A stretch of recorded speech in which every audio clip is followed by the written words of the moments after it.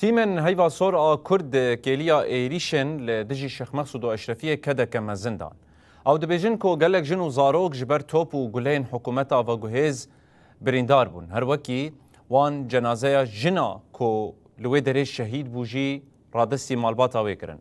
بقوتنا اندامك هيفا صور كرد قالك روشن ترسيجي دنافا زاروك عند تشيبون و لورجي بأركا خرابون فيغا بيجي نافندن وان 24 ساعتان وكرينا داكو ولاتيان بشوازي بكن في بدرجة إيرش كسر تاخي شبي همك أندمن هي في السور أم تبقى كبيخو تب عربي صعافي أم مملتي الفردو يعني إيه حالة صعافية دار هوتن أم تشين تقريبا ما بينش كسرو كرن وكأمك هي في السور إما يصعف كرنا جيب قذيفة بين مثلا مشين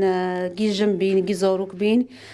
جي بقذيفة يعني مثلا جنكي وفات كري ما جندروكر هو المال خدا بيس إنسانك مدنية سيفيل المال خدا أو هو تبي قذيفة وتبي المال جند كاتبي ما يعني ما ويجن قاد إصعاف كر زحمتي بر ما كشان حتى ما ويكوني مثلا في شاكد شغلين قذيفة عم توم كيدو هوتن يعني أم جواك بداري أم بر زحمتي دكشان حتى مثلا هل دكشينوي بينوي قذيفة سر ما دهوتن مثلا في شاك بر دوفيتن جن وفات كربي تدي توفلهين المول ده وفات كربي ما هني مش في تسليم مول باتيجن ديوكر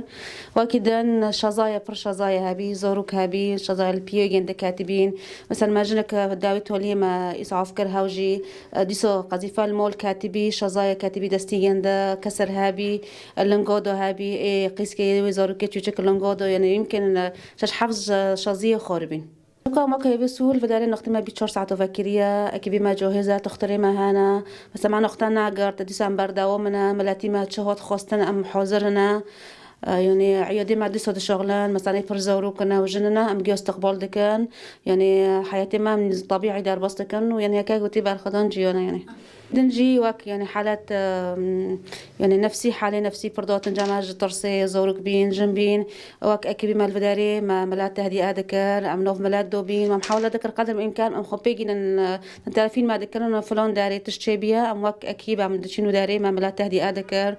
إنه شعره وك دار بوس يعني أم كي حتى كون بنا أم كي ما كان بنو أم كي يعني بردوام بكن يعني بردوام بكن